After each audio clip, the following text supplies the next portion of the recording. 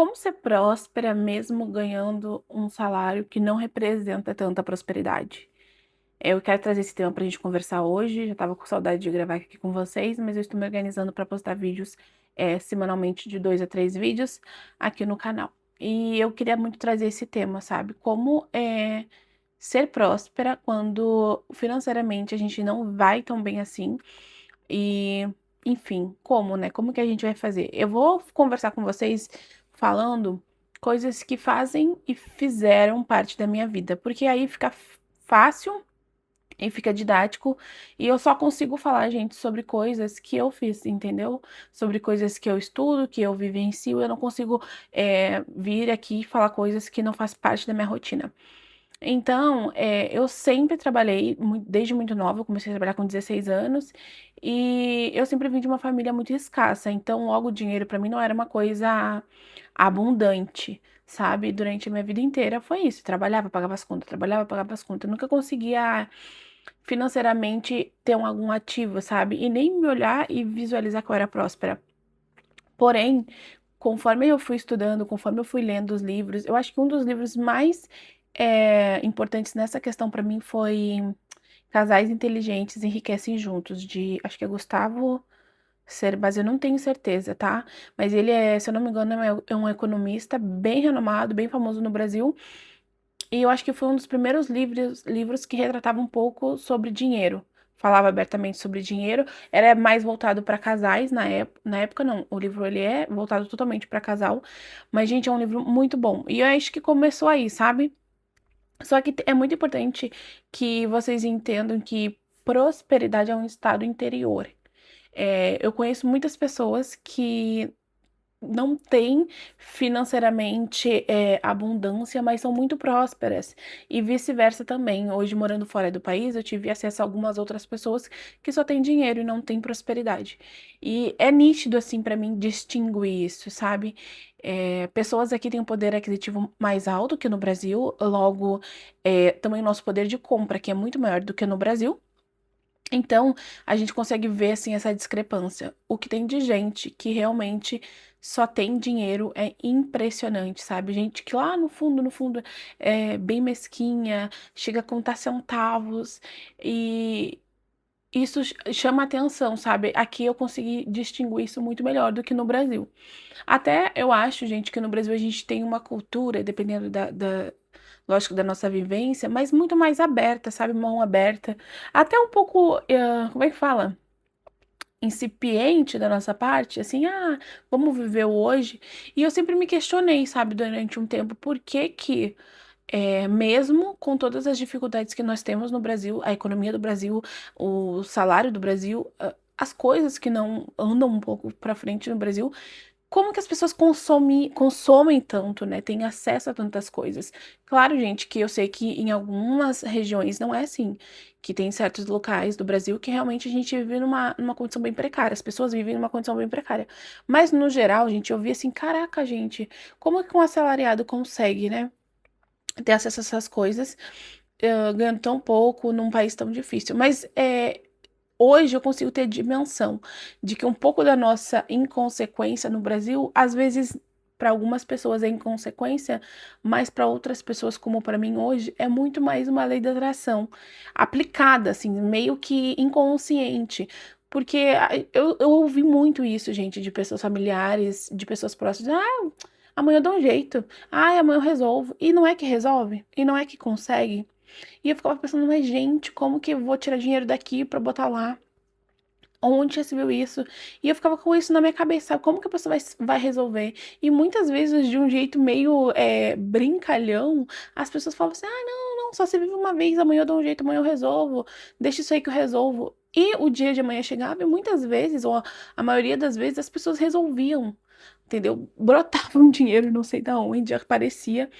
E eu não conseguia entender. Parecia que na minha cabeça não fazia sentido, mas hoje, olhando todo um parâmetro geral, entendendo um pouco mais, eu consigo ver que isso nada mais era do que uma lei da atração, uma lei da suposição muito forte, que inconscientemente as pessoas têm, e por isso que as coisas aconteciam. Enfim, partindo daí, a gente vai ter dois viés, tá? Sobre prosperidade. E hoje, o que eu aplico na minha vida? Eu tenho controle financeiro, eu aprendi muito a economizar desde cedo, porque, enfim, né, fui mãe muito nova, então eu tinha que fazer render. E eu me lembro que, gente, eu trabalhava, qual era o nome da empresa? Gente, eu não me lembro o nome da empresa. Era promotora de vendas. Eu trabalhava numa empresa lá no Sul e eu me lembro que eu recebia, assim, 1.095 na carteira, era o meu salário, mais um vale-refeição de R$ 300 naquela época, muitos e muitos anos atrás. E naquela época era um bom salário e era um bom vale-refeição. Eu quase não encontrava, assim, esses tipos de trabalho. E aí eu me lembro que eu tinha que pagar o aluguel, que eu pagava um aluguel de R$ 400, que eu já morava sozinha com a minha filha, que eu me lembro que eu fazia conta bonitinha, tipo, R$ 400, 450 do aluguel, mais 150 da creche, que era uma creche comunitária, mais a menina que ficava com a minha filha nos finais de semana, mais a conta de água, luz, sei que. Eu sei que eu fazia a conta direitinho, e com aquele valor, eu não sei nem como, eu conseguia sobreviver. E conseguia sobreviver, sim, ali na risca, né? Mas ainda me sobrava, assim, R$ 100, R$ 200 por mês. E aí pode parecer até loucura, assim, falar assim, nossa, mas sobrava R$ 200. E o que que tu fazia? Eu não fazia nada, gente. Eu trabalhava, me sustentava minha filha, provia o alimento, mas eu não saía, eu não tinha dinheiro pra sair, né? Ainda na época eu morava numa casa, deixa eu ver se tá gravando, tá. Ainda na época eu morava numa casa que eu não tinha móveis, então todo o pouquinho de dinheiro que sobrava eu tinha que ir repondo tentar comprar um móvel para repor. Mas eu conseguia isso, hoje me chamava muita atenção, porque quando eu olho e falo com alguém lá no Brasil agora que é assalariado, que ganha em torno de 1.500, as pessoas olham e dizem, Thaís, eu não consigo sobreviver com esse dinheiro sozinho. Eu não consigo pagar um aluguel. E eu entendo, gente, que de lá pra cá muita coisa mudou, o preço de tudo aumentou e o custo de vida realmente mudou. Mas eu ficava analisando, assim, cara, como é que eu fazia render esse dinheiro e hoje as pessoas não conseguem sobreviver? Mudou tanto assim? Mudou, claro que mudou, gente. Mas vocês entendem que na época também já era caro e hoje continua caro. Então, assim, o que hoje eu percebo claramente é que mudou. O preço de tudo aumentou, mas eu vejo que as pessoas não estão dispostas e nem conseguem economizar. E aí, dói um pouquinho falar sobre isso, porque eu sei que a vida de quem trabalha, de quem é CLT, de quem não tem, assim, muita opção, é muito dura. E quando sobra um dinheirinho, a gente quer aproveitar, nem que seja momentaneamente, né? Tipo, ir numa festa, comprar uma roupa, sei lá, ir num cinema. E é muito duro olhar pra vocês e falar assim, corta tudo. Gente, pra mim foi muito automático. Eu não tinha prazer em fazer nada disso, então eu logo não fazia. Eu tive uma vida muito difícil. Só de eu ter o meu cantinho, minha casa, minha paz já era o suficiente pra mim. Então, pra mim foi mais fácil, talvez, abdicar dessas coisas, que pra maioria das pessoas seja difícil. Mas depois que eu li o livro, eu entendi também muitas coisas, sabe? Eu entendi que sempre vai acontecer alguma coisa. Esse dinheiro, se não tiver destino, o próprio destino, o universo vai se encarregar de dar um destino para ele. Então, a primeira coisa que eu fiz depois que eu li o livro e comecei a entender sobre economizar. E aqui é importante a gente prestar atenção, porque eu tô falando sobre economia, literalmente. E pensando em economia, a gente tem que fazer uma análise direito, assim, sabe? Então, uma das melhores coisas que fez a minha vida financeira mudar e eu ter um pouco mais de consciência foi aprender que eu tenho que saber exatamente todos os meus compromissos. E parece assim, lógico, nossa, Thaís, mas todo mundo sabe que tem que saber os compromissos. Mas não, gente. Tinha uma fase que eu não sabia que quanto eu tinha, o que debitava do meu cartão, saiu um dinheiro aqui, saiu um dinheiro lá. Eu não tinha controle, entendeu? Eu ia passando o cartão, enfim, eu não tinha realmente nenhum tipo de controle. Se perguntasse quanto que eu tinha na minha conta, eu não sabia dizer. Então, a primeira coisa que eu fiz foi sentar e pegar um papel e uma caneta e anotar todas as minhas contas e começar a ter dimensão de quanto eu devia, de quanto entrava, de quanto saía. Então, essa é a primeira lição, gente. Pega um papel e uma caneta, senta e escreve. Ah, mas eu tinha dúvida, eu tinha dívidas, né? Eu tenho dívidas passadas, eu tô com o nome sujo. Senta e escreve tudo, anota tudo, bota os valores e tenha isso na sua mente. Saiba disso. Tenha muito claro isso. Outra coisa que fez eu mudar a minha relação com o dinheiro foi parar de usar o cartão de débito e de crédito e começar a usar o dinheiro. Porque, gente, tudo que a gente não tem contato direto, assim, a gente também não tem o mesmo cuidado, tá? Era muito estranho, é muito estranha essa ligação, mas toda vez que eu tinha que passar o cartão era muito mais fácil, mesmo na minha cabeça eu sabendo que o dinheiro saía da mesma forma da minha conta, mas era muito mais fácil, era muito menos doído. Quando eu tenho que andar com dinheiro na mão, eu tô com uma nota de 100, eu tenho que trocar. Eu ficava assim, pensava duas, três vezes se realmente era necessário. Então, o fato de eu começar a andar com menos cartão e andar com mais dinheiro, pra mim fazia muito sentido. Claro que é perigoso no Brasil, dependendo da região onde que vocês moram, é mais perigoso andar com cash, né, com dinheiro em espécie. Mas ainda que seja um pouquinho mais perigoso, para algumas questões, por exemplo, vocês vão fazer a compra do mercado. Você já sabe que vão só até o mercado comprar e sair. Então, pega o dinheiro do mercado e leva na mão. Porque, gente, vocês vão ver a diferença que faz, a diferença que faz. E a terceira coisa que me ajudou muito é entender que quantidade não é qualidade e que na maioria das vezes quantidade é onde some o nosso dinheiro. E aí eu vou dar um exemplo bem básico que acredito que todas nós mulheres vão conseguir entender.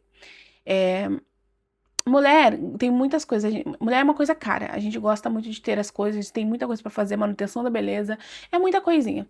E eu acho que a gente não deve se privar. Durante muito tempo eu me privei de muita coisa. Eu não fazia unha, não fazia cabelo, não fazia absolutamente nada. Eu comprava o creme mais baratinho, mesmo já tendo condição. Eu me privava. Hoje eu entendo que não faz sentido. Mais vale vocês investirem em vocês, porque isso volta em autoestima e qualidade de vida e vontade de fazer as coisas, do que não. Mas também tudo com ressalvas. Por exemplo, a gente tem muitas coisas para fazer, muitas coisas para arrumar.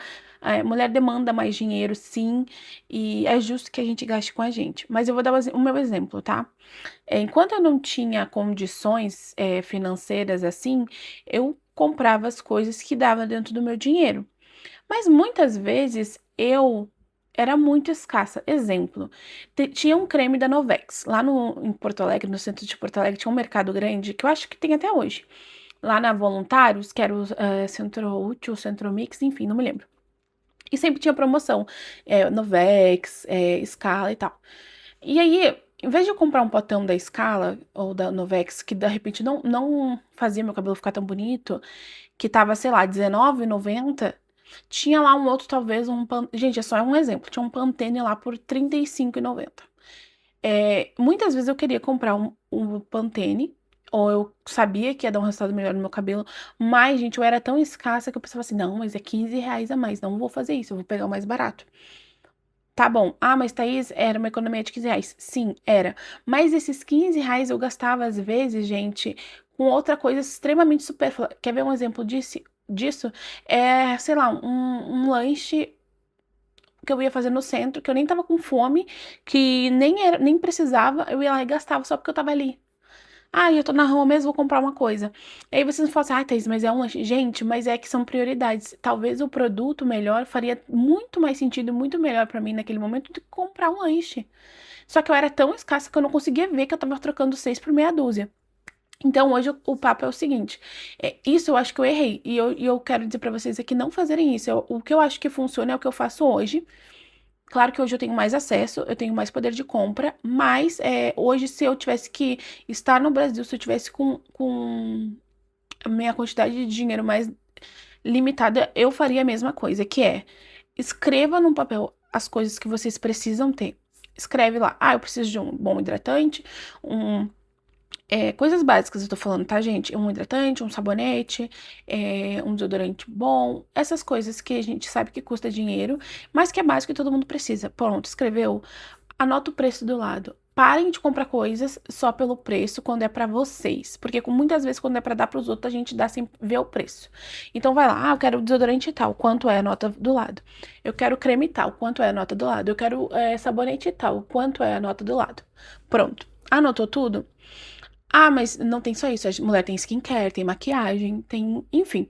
Anota tudo, gente. É tudo. Porque assim, maquiagem é uma coisa que a gente não compra todo mês. Então, não custa vocês investirem numa coisa boa. Eu gastava muito mais dinheiro comprando coisinha pouquinha, cacarequinho em loja de centro, em balaio de centro, porque eu pensava assim, tá baratinho, comprava um lápis aqui, um gloss ali. Eu gastava muito mais dinheiro comprando quantidade do que comprando qualidade. E aí parece que não, porque vai dar baratinho, mas gente, no final o custo sai o mesmo e a gente tá com um produto inferior. Então, se você não tem condição, tipo, eu não tô falando pra vocês, vai no salão. Se vocês não têm condição de fazer isso, eu também, durante muito tempo não tive, eu não fazia. Eu pegava e comprava o básico que eu precisava pra manter minha manutenção em casa. Então, eu sei fazer unha, eu aprendi a fazer unha, então eu comprava o meu kit e tentava fazer minha unha sempre. E assim, vai indo. E hoje, gente, por exemplo, eu tenho um vício, tá? Toda mulher tem alguma coisa que gosta mais, outras que gostam menos. Eu tenho um vício em perfumaria, eu tenho coleção de perfume. Mas eu fui começar a ter esse vício agora, né? Aqui, depois que eu vim para os Estados Unidos, que o meu poder de compra me permite ter esse vício. No Brasil, jamais, eu não tinha um perfume. Eu acho que eu tive 2 perfumes na minha vida no Brasil, que foi um caiaque e o outro foi um glamour que eu comprei, olha, com muito sofrimento. Então, assim, hoje eu me permito ter, mas ainda assim muito ciente. Então, essa dica eu acho que é essencial para nós mulheres. Tenha um orçamento só para vocês. Ah, tem, por exemplo, eu gasto R$ 300 por mês para mim, cada um conforme o seu orçamento. Deixa esse dinheiro separado que é pra vocês. Se você faz a unha na manicure ou se você faz em casa, cada orçamento vai mudando o valor, né, gente? Eu não posso estipular. Eu me lembro que na minha época eu não tinha nem 300, eu acho que era tipo R$ 200 que eu podia deixar pra comprar creme de cabelo, coisa, todas as coisas que eu precisasse.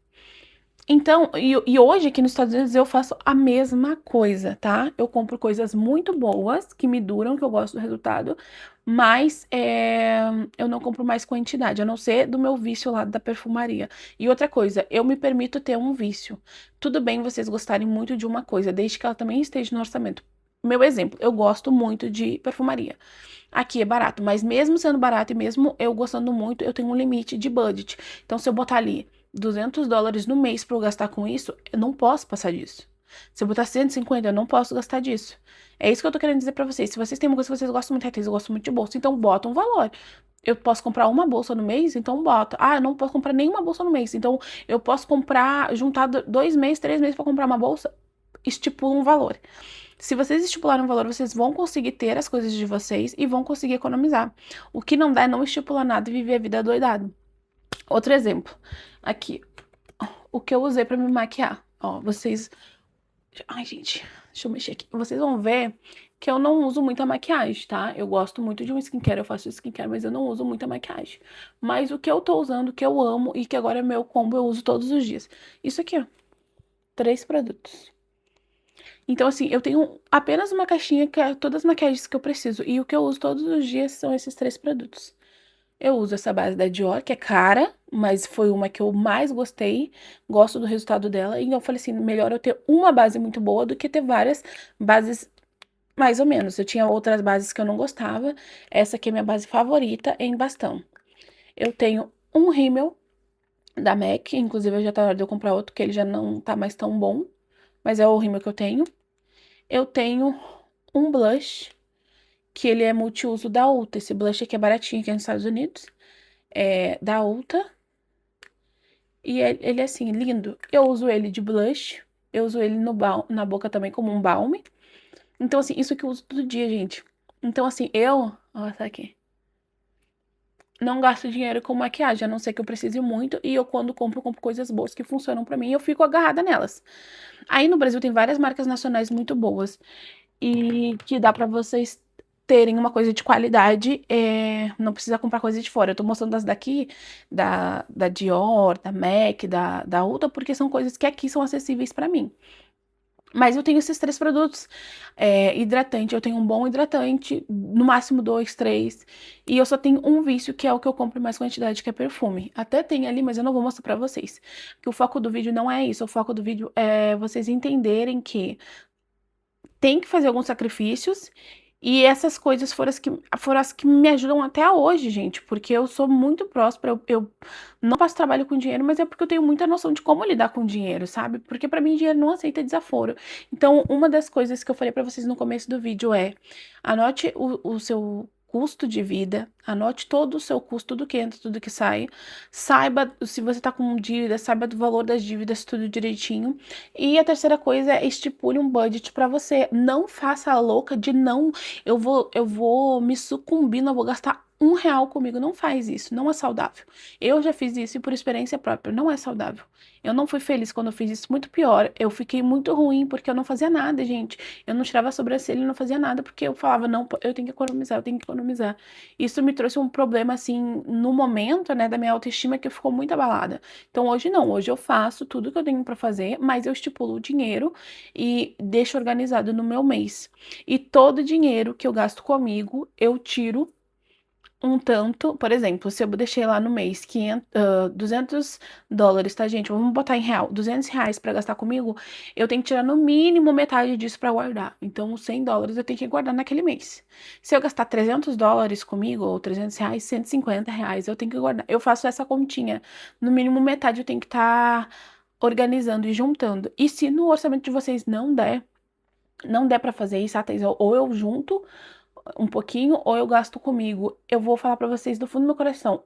Tem um orçamento pra vocês gastarem com vocês e no próximo vídeo eu vou fazer um vídeo de ideias, né, de renda extras que eu fazia quando eu tava no Brasil, que eu faço aqui nos Estados Unidos e que eu acho que funciona muito bem pra gente ganhar um dinheirinho a mais e organizar e começar a prosperar.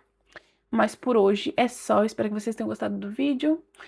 Tá bem sem roteiro. A luz aqui, já vocês vão ver que já tá baixando, porque hoje eu tô no meu quarto, ó. E eu tô na frente da janela. E agora já tá escurecendo, então a luz já não tá muito boa. Mas é isso, eu espero que vocês tenham gostado do vídeo. Um beijo.